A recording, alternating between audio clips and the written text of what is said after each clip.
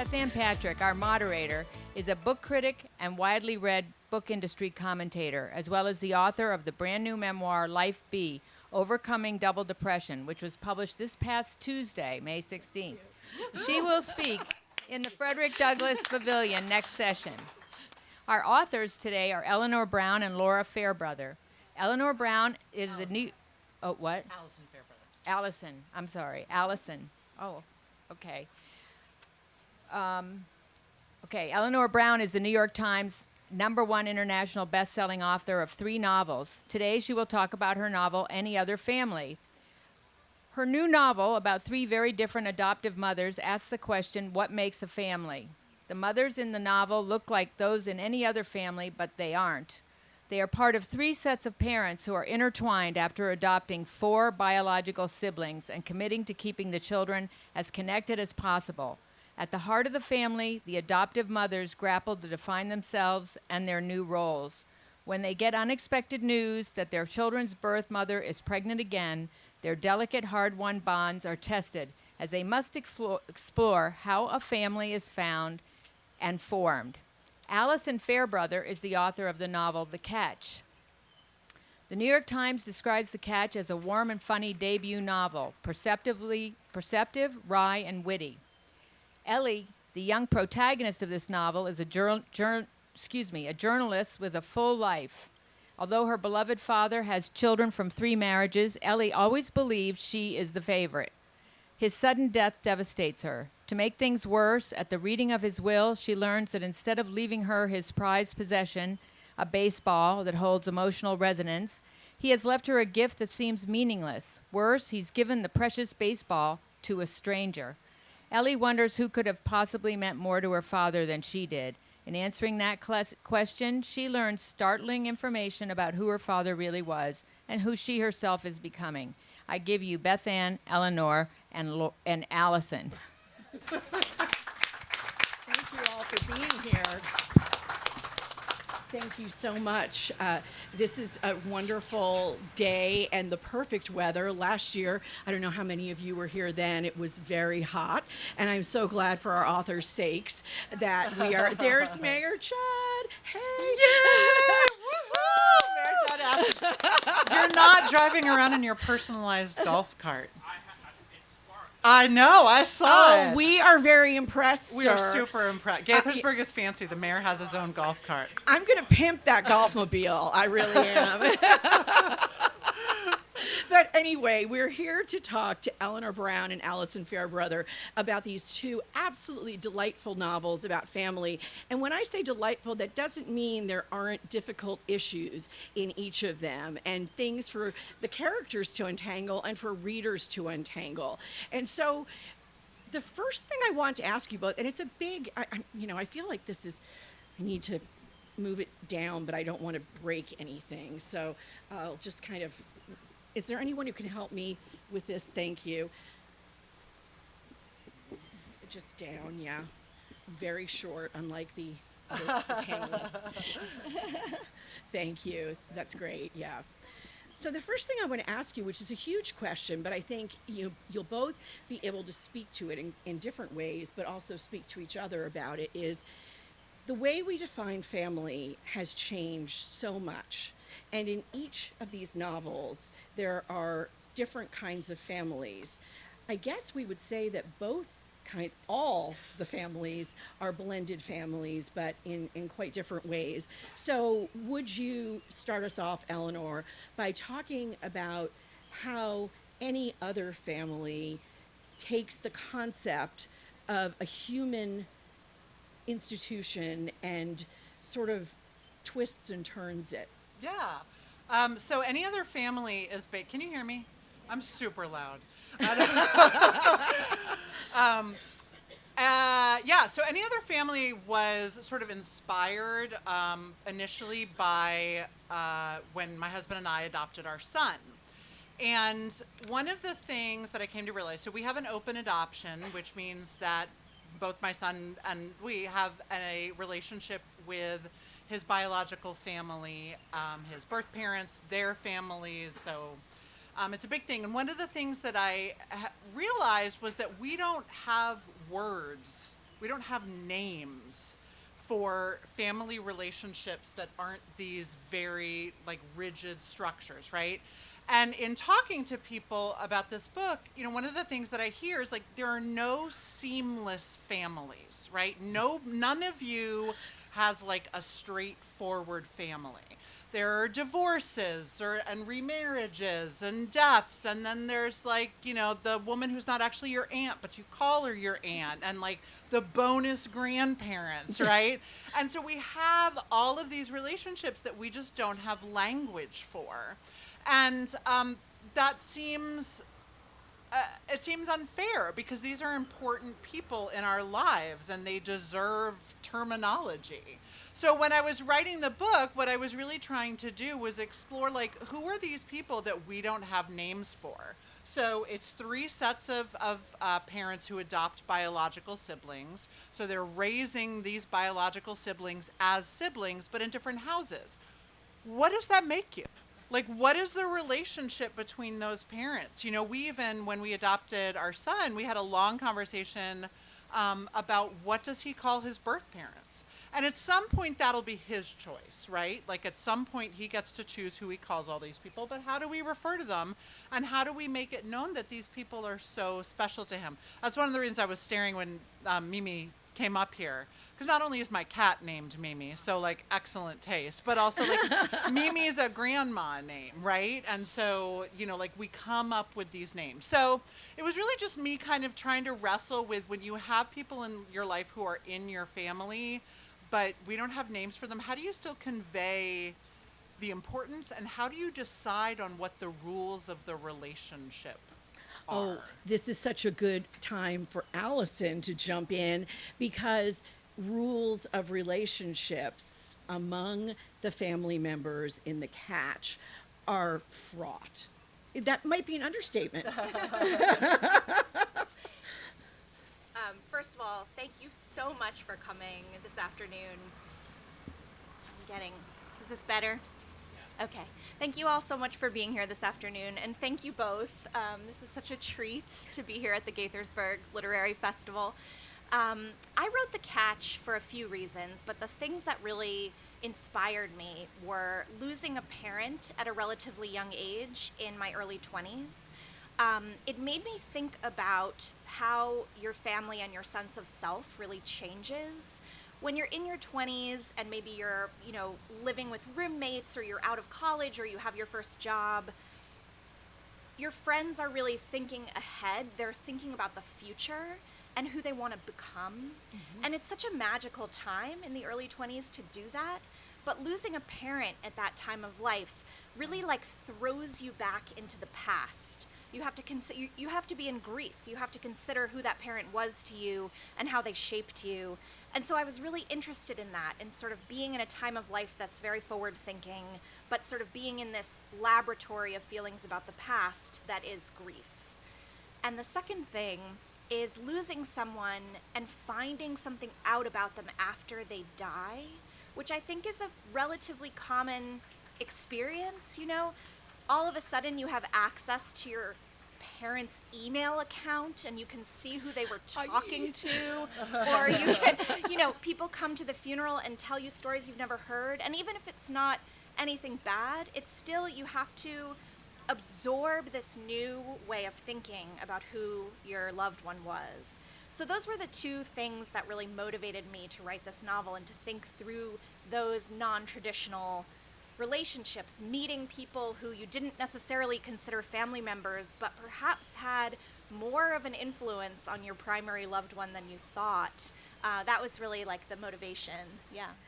You know, both books, and this is something that really fascinates me, have so much to do with how we decide who we are as people and also as caregivers, not only as parents, because there are characters who aren't parents, but people who are, and I was speaking about this with someone before this panel, people who carry a family history or family secrets, or people who are custodians of certain items or not, or want items, or want children and don't have them, or want children and get them, and then someone wants them to have another child. I mean, there are all of these human beings, concepts, and also material objects floating around in both of the books. And I thought, this is so interesting because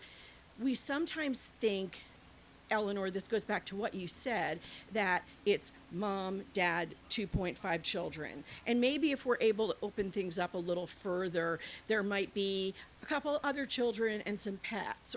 But these are books that are really about remaking the idea of family completely, and also remaking the self. So, let's dig a little deeper into each of your experiences. Eleanor, as you said, you and your husband are adoptive parents in an open adoption, and you have a son who is always going to know that he was adopted and is going to make, as you said, some of his own choices.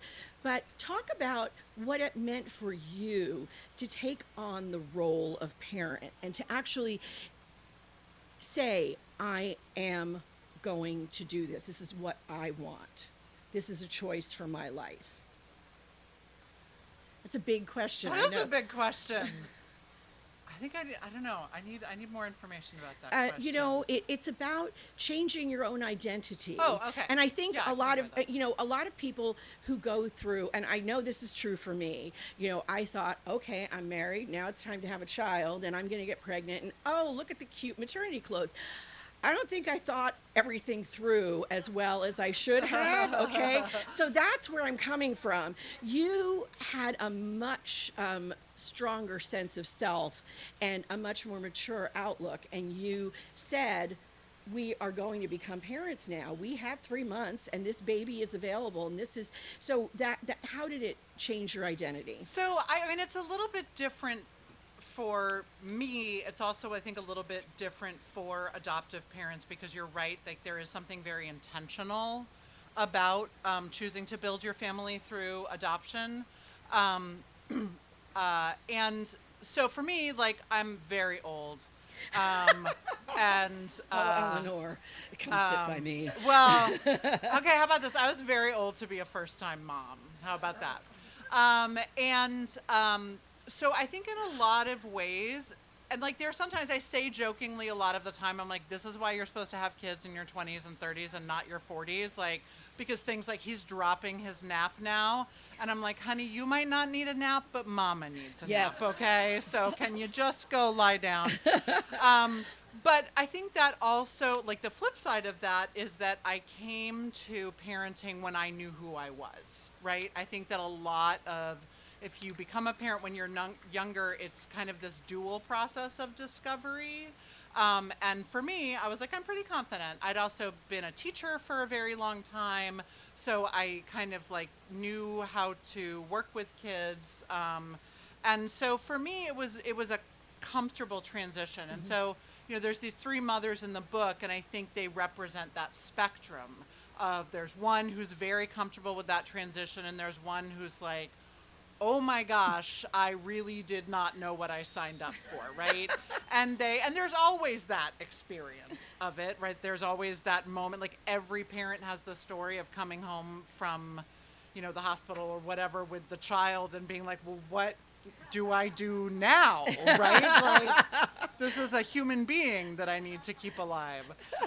So I think it's not to say that I haven't changed, but there was some solidity in it to coming to it intentionally and as an older parent. And as you said, like, I mean, the thing about adoption too is like you have to take classes. You have to, like, you have social workers all up in your business for a very long time asking you deeply personal questions. And I'm not saying any of that is bad, but it's like you have to think about stuff before they will give you a human being, which again, like, is a good thing, right? Like, let's not just hand them out on street corners, you know, like, let's make sure, but there is something about the process that makes it be very intentional. And to be honest, I think they should do for everybody, right? I think they should do for everybody too. Absolutely. Yes. Right. And I also want to say, if you have someone in your life who is about to become a parent in any via any means, please tell them about that giving up the nap, because that was a shock for me too. Oh my goodness, what, you mean her schedule's changing just when I've gotten used to it? It's unfair, deeply unfair, but it's something that you can actually warn people about. Now, going from parent to child, Alison, not that there aren't things for you to say about parents and parenting, and I don't know, actually, do you have children? I don't. Okay.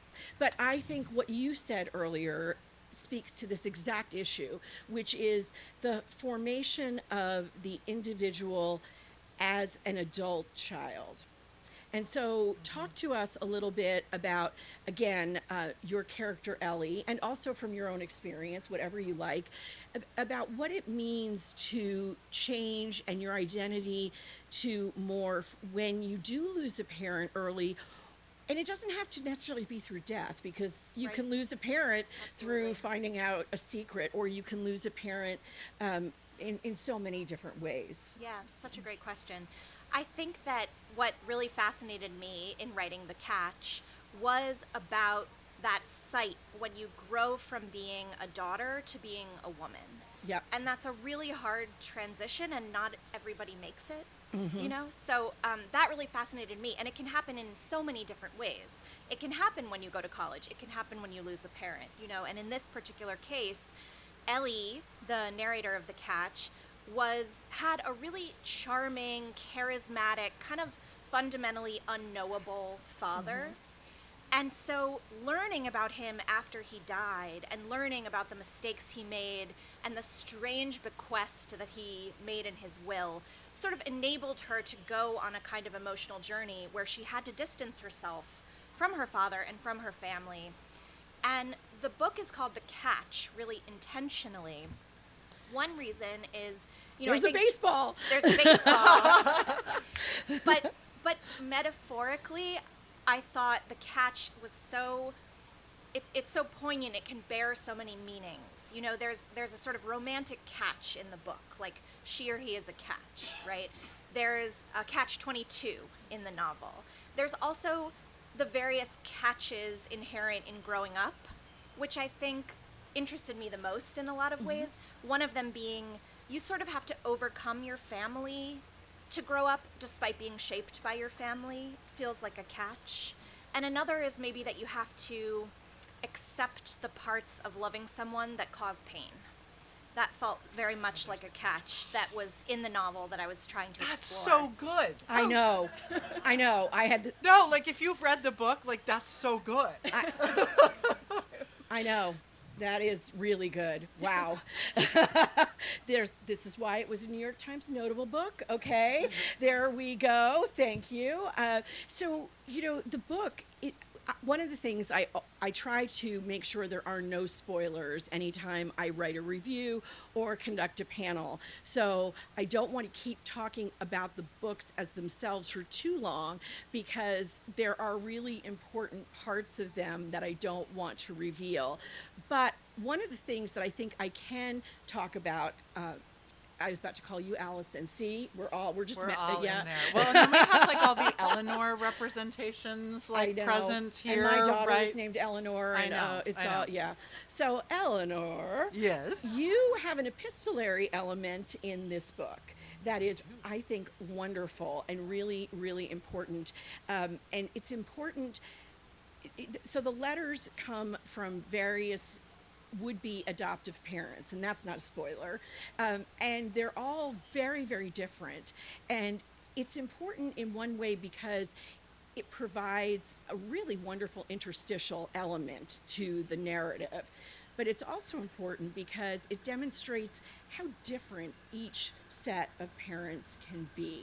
So would you talk about those letters and when you decided to bring those into the book? Yeah, so it's funny you use the word interstitial because that's the word my editor used, and I was always like, that's a terrible word. Does that make you want to read a book? There are interstitials. Like, it sounds like a medical procedure. There I am at it again.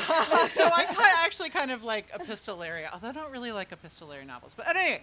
Anyway, there's letters in it. There's letters in it. Yeah, like letters or interviews with what are generally called hopeful adoptive parents. Okay. Is the terminology. Terminology is something that's really important in adoption. Yes. So, I have had writing students come to me and tell me that they had like an issue that they wanted to write a book about. And I would always say to them, don't do that. That's the worst idea. Like, it'll just come off. It'll be like reading an Ayn Rand novel, where it's like, I have these following points that I need to make to you. But that was totally what I did with any other family. I was like, I want to cram as much about adoption into one book as I possibly can. Because just the conversations I was having with people, like everybody's view, not everybody's, but so many people's view of adoption was locked in like 1958. And it's very different now. Yeah. Like we have actually, doesn't feel like it sometimes when you open the Washington Post, but we really actually have made progress since 1958. And so I wanted to talk about that. So really, like the very boring clinical reason was that I wanted to get as much about adoption into one book as possible. Like if you lift the book, it's extra heavy because there's so much in there. And the thing is that like there's this narrative about how people come to adoption, right? It is a heterosexual couple who have fertility issues and adoption is their last resort. But that is not the case at all. Right? I mean, that wasn't my story. That is not the story of so many people I talk to. So I really wanted to give people an idea of the breadth of reasons that people choose to build their families through adoption. And I also wanted to give people something to argue about. So because these families, these hopeful adoptive parents who are represented in here, I tried very hard to make something wonderful about them and something really problematic about them. So because I wanted to put the reader in the situation, this very weird situation of literally choosing a child's future. And we make this assumption that if you are born into a biological family, that is the right family for you. I have taught for a long time. I can tell you that is not the case. There are lots of people who are growing up in absolutely the wrong family. But it's a deliberate process. It's, as I said, a highly invasive process. Again, not a bad thing. It just is. And so I kind of wanted people to be put in that position of deciding a child's life and deciding what someone else's family is going to look like. Because that is a really, it's a really difficult thing on all sides to do. And so that's why I put the hopeful adoptive parents in there. And it's very funny listening to people. I talk to a lot of book clubs, and it's like some book clubs, and a little bit of this is like political and geographic. Some of them are like, oh no, these people, and some of them are like, oh yes, these people. I will tell you, like, as this is not a spoiler, but there's a couple in there that are long distance runners, and for some reason, like I thought the super religious family or like the queer families were going to be the ones. No, it's the long distance runners. Everybody is like, no, do not give these people a child. Oh, that is very interesting. That is, the loneliness of the long distance. The loneliness of the long. Well, I mean, there is like an offhanded comment in there, which is, like never become friends with an author because we will steal everything. So like totally stolen from somewhere else where these people are like, oh, like that child, we're not going to build our lives around the child. The child is going to fit into our lives. And it's like, oh, honey, no. That's not how that works. So I think that's why everybody hates the runners. Not because they're runners. Runners are lovely. If any of you are runners. I have a friend who is Finnish, and she's married to a French man, and they have 2 children. And she said it was very shocking to her when they had children to see how different in Finland the children are the center, and the mom and dad, are on the periphery. Whereas in France, if you have a family with children, the mother and father's lives are paramount, and the children are supposed to go along with everything. And I think that is such an interesting, and I want to say that she is really focused on her kids, and I'm so glad she's gone along with her background. But it is something that's a real tension in the way people think about raising children. Now, speaking of raising children, Alison, and I know I want to get another question or two in before it's time for you all to speak to the authors, but you've got a group in which there are just so many things unsaid or held back or not known. And so there are people, parents and siblings, who have to find ways to each other, who have to find ways back to each other, catch the ball to thwack in the glove. So would you talk about what it is to have a family that is sort of, I'm sorry, anyway, to have a family that does have a certain kind of definition, but needs to make some active moves in order to come back together? Yeah, sure. Eleanor, the protagonist of The Catch. See, Eleanor. Yeah, there we go. Many Eleanors represented.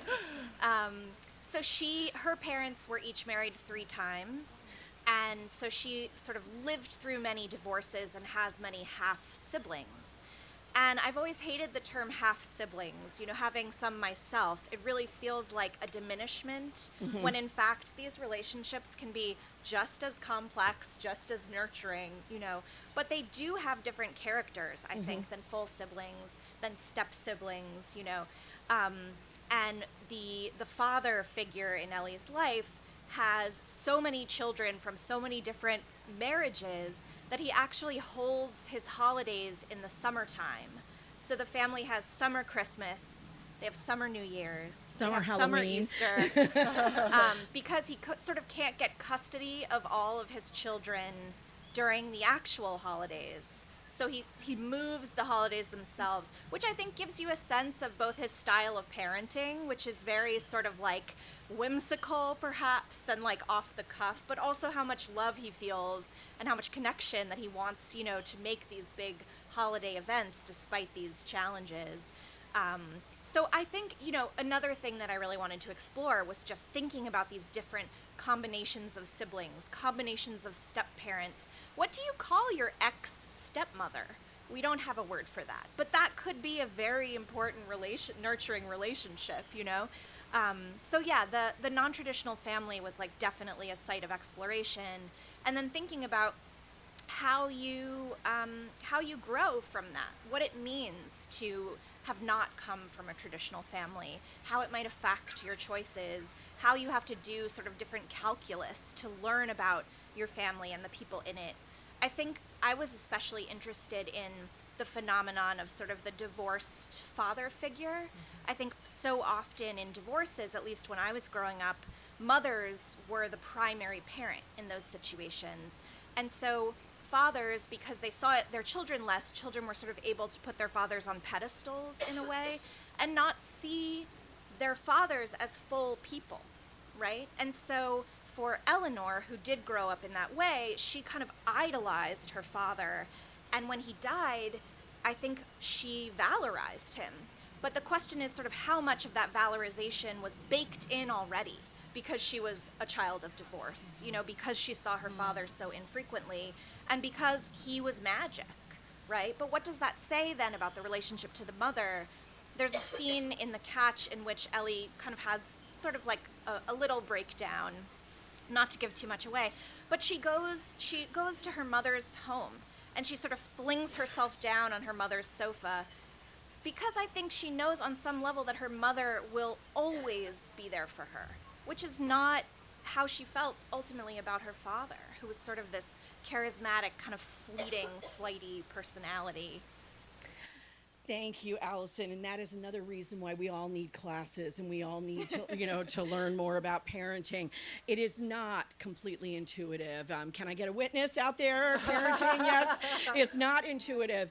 I hate that we are nearly at the end, but we do have time for questions from you all. And so I would ask, I don't know, do we have a mic do we have anything for audience questions, or should I have people? Will do. So if you ask a question, I'll repeat it and then we'll move forward. So please, hands, stand up, whatever you like.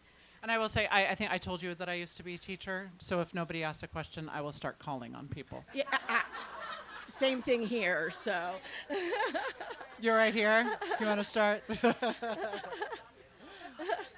Oh, yeah!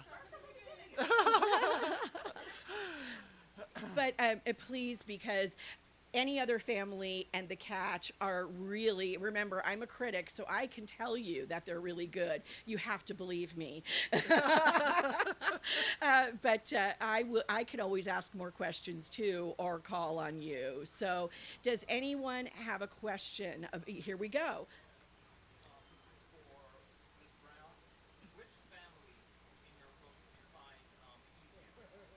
The easiest to write or the easiest so to deal with? I'm supposed to repeat the question. No.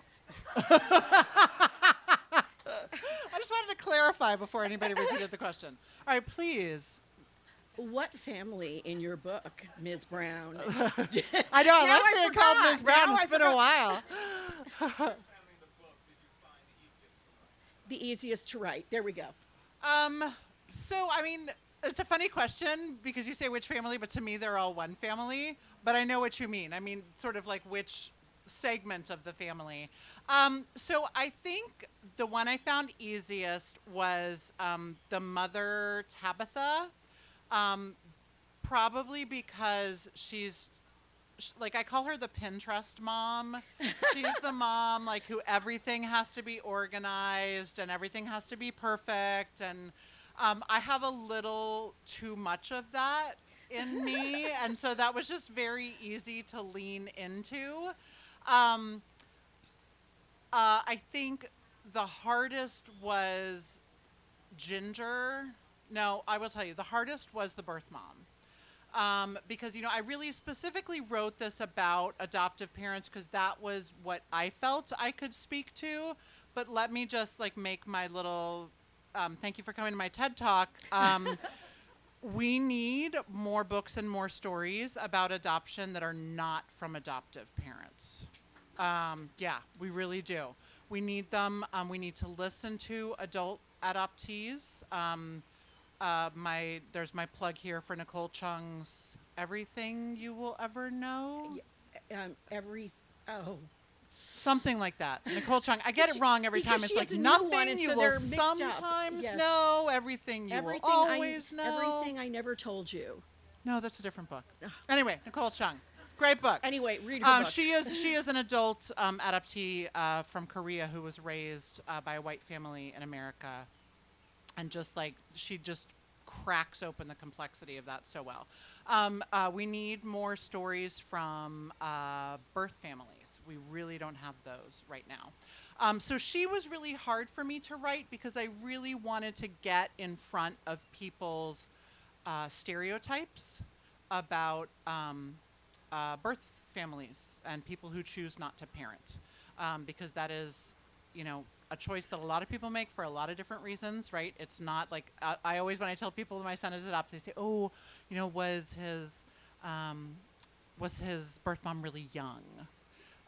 No, and you say no. She was 26. Yeah. She was just not ready to parent. And that's okay. Like that's a decision that you get to make. So anyway, that doesn't answer your question. So I feel like the most direct answer is the one that was most like me. And then the second was the one that I did the most research on, which is Elizabeth, who's gone through a lot of fertility issues and loss issues. And I talked to so many people who had been through those things. And I wrote this was my COVID book, so I wrote it in 2020. And that character is super angry and I was super angry. And so I just like channeled all of my rage into her. And I thought people were going to hate her because like there's not a lot of room for angry women in our culture, but people love her. So now I see everybody's internal anger. Thank you. Other questions from the audience? Because if there isn't one, then I'm going to ask one of you, Allison. So, oh, here we go. Yep. We're talking about your son. How does your son refer to his birth mother? He calls his birth parents by their first names right now. We sometimes like we jokingly call her all kinds of things like Uter Mom, and things The like Matrix. that. The Matrix. So we don't know. That's the other thing is you never know, right? I mean, like you never know what's going to happen, and you never know what's going to happen with biological kids or adopted kids. So at some point, this is going to be his. I think at the beginning, I was like, we don't want to confuse him, right? And there was an issue that came up like relative when he was pretty young that like confused him. But now we just still like we talk about, that he grew in her tummy. And so the other day he was like, but where was that? Was I in there with all the gross things? And I was like, what are you talking about?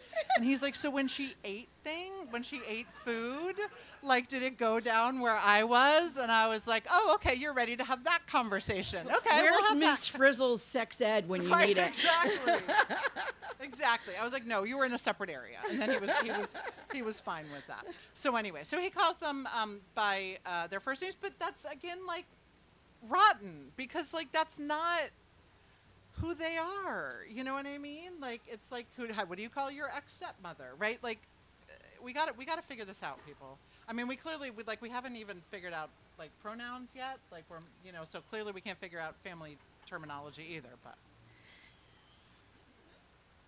Here we go. I arrived late, so I apologize. Maybe you answered this already, but I was intrigued by both of your books with the description. I want to read them both. thank you. Excellent. And the comment you just made, I guess I'd like to hear more. Why would stories from non-adoptive authors resonate more or differently than from the people who've actually lived the experience of adopted parents versus somebody who is Oh no. I think, yeah, I think you're, because what Eleanor was saying is we need stories not just from adoptive parents, but from the children who have been adopted, from the biological parents, Right. and their, yeah. Yeah, I'm sorry if I was unclear. No, that's great. And then a second question: have you seen a screening of The Joyride, a film that deals with adoption and Asian culture and hysterical? No, I've seen that. I've seen a little bit about it and about the Joyride, but I didn't know it was about adoption. So that's great. One aspect of it Cool. I thought you get an interesting slice. It's very funny. The Joyride. That's what you Joyride. Joyride, I'll have to check coming it out. out in about a month. Cool. I have a 5-year-old, so I know nothing. Like Beth Ann and I were talking before this, and she's like, "Oh, the news this week," and I was like, "What news? Is there a new episode of Bluey? Because that's all I know about." Other questions, right back there. Sorry, first, and then you. So when it comes to the writing process, do you have an ending in mind when you start writing, or is it something that you learn over time? Do you have an outline when you're writing? Repeat the question, Beth Ann. When it comes to the writing process, do you have the ending in mind when you're starting out, or does it come to you in the process? Allison, would you start us off? Yeah, thank you so much for that question. I think many writers do it differently. I'm actually an editor in my day job, so I work with a lot of writers who have very different takes on this. Some people really love to outline the whole book even before they begin. For me, I knew the feelings that I wanted to explore, but I didn't know the plot yet. So I sort of started with the feelings of grief, of loss, but also of sort of having to grapple with grief and loss while the whole world is moving around you. And, you know, for me, before I knew the ending, I sort of got the tone of the book, which I think, like, I tried to make the book sort of have moments of humor and wit and, like, pops of satire even. It's set in DC, so there's kind of the satirical element about journalism in Washington and about being young in Washington when you're like cycling to your friend's house and you can see like the Lincoln Memorial in the distance. You know, it's like the way that power is all around you in DC and these monuments. So I sort of had that tone, and then I sort of wrote into the plot and didn't know the ending until quite close to the ending, and then did many, many drafts where things changed. Did you know, because there are secrets in your book, like did you know the Yeah. secrets? Did you know those? I think I knew that there was going to be a mystery, and the mystery was in learning more about Ellie's father, she would learn more about herself. But I didn't know how the mystery would unfold until the second draft. Wow, that's amazing. Now Ms. Brown has taken over moderating, and so I will. Well, Beth Ann has to go do her own panel I in a know. few minutes. That's right. So Please just take yourselves over 110. That will be very helpful for me. Thank you. But would you like to say something about that the process of the ending as well? you know, I think I wrote my first book. I wrote without a plan at all, and I had a feeling. I thought I knew what the ending was going to be. It totally turned out not to be that. At this point now, I outline. Like I always say to writing students, you are going to make a big mess. And so you have three choices about when you're going to clean it up. You can do it ahead of time. You can do it in the middle when you've written yourself into a corner and don't know how to get out. Or you can do it at the end when you have like, you know how like a necklace chain gets tangled? And that is like the worst tangle. Like, so I say I appreciate, and there's all kinds of ways to take a road trip, right? Like there are the people, you know, who have like every stop mapped out. And then there are the people who are like, I'd like to start in Maine and end up somewhere near California, right? So like you can be anywhere on that spectrum, but I do recommending, I recommending having a planning. I also recommending being a writering. I don't. We have just a bit more time, and I know there's a question from you, sir. Yes, I have kind of a question for both of you, which is, I know you have very different books. I mean, just the comments you just made was, Alison's book starts from this set of feeling, build up this whole plot, and Eleanor's book seems more like it's about this kind of situations, kind of complicated situations, making sense of that. But to go back to the kind of complicated family or like sprawling family dynamic. It also strikes me that there's kind of difference here in terms of the way adopted, like multiple adjacent adopted families versus multiple adjacent families of divorce, right? Like the dynamics there seem like they're both complicated, but both seem kind of.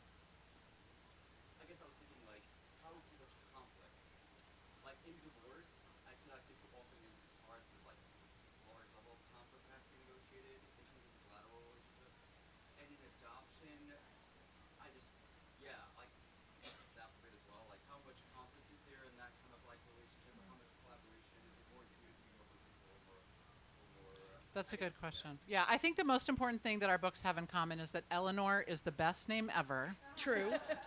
suitable for any gender, any age. And The end. Thank you for coming. No. Do you want to talk about that? No, go. Oh, are you an Eleanor? Yeah. There's actually somewhere on the internet there's floating around a picture of me at the first Gaithersburg Book Festival with another Eleanor Brown who came specifically. And it was so hot. Were you here for the first one? I It was was. so It was hot. so And like hot. I look like a drowned rat. Like my hair is like this. But anyway, what were we talking about? Oh, the conflict in the relationships.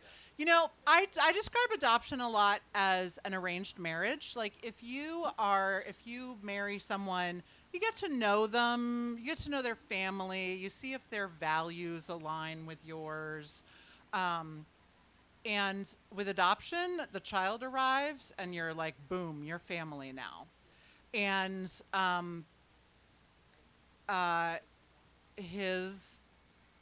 our son's extended family, our extended family, are not necessarily the people I would have chosen. Like, there is entirely too much Trump, like, happening there. And I'm willing to bet that some of you have families by marriage and biologically that you would really rather not. You know, like, just, I don't even need a verb. You would just rather not. So in some respects, it's unique in that way because you're all kind of like forced together as the ship of fools. But I will say the thing about adoptive families is that you always have the child and their well-being at the center. And that is the vow that his biological parents and my husband and I made to each other when we went into this arrangement, is that he is what matters. And we are going to do what is best for him, no matter what. So, you know what? If that means, like, I gotta, like, you know, go visit, you know, the super Trumpy relatives, like, that is fine. And we will find other things to talk about. It just is about that commitment. And so in some ways, that's what holds us together, is that commitment. We just have enough time, Allison, for Yeah. you to give a response if you'd Oh, like sure. I think there are similarities with step parents and step siblings to what you're describing. You don't intentionally make like, you're forced into a situation where you have to get to know a new step parent or step sibling. And I think, you know, in Eleanor's case in The Catch, at one point she's thinking about her stepmom and she thinks, like, she's the kind of person who's always going around picking plants and she never knows where her keys are. She's like a medieval village herbalist. You know, it's like she just doesn't know how to, she doesn't have an easy way to empathize with her stepmom. And so that's something you have to build and work on, you know, to make a new family. It's a very intentional process, I think. Thank you. Thank you so much. Eleanor Brown, any other family? Eleanor Fairbrother. No, I'm kidding. Alison Fairbrother, The Catch, which has Eleanor in it as the protagonist. And I'm Beth Ann Patrick with a daughter named Eleanor. So And Beth Ann Patrick is going over there right now. thank you. And Alison and I are going to sign books right now. Yes. And then I'm going to be at the Ben & Jerry's truck. And then I'm going to go see Beth Ann. That sounds perfect. Thank you all so much. Thank you so much for coming. Thank you.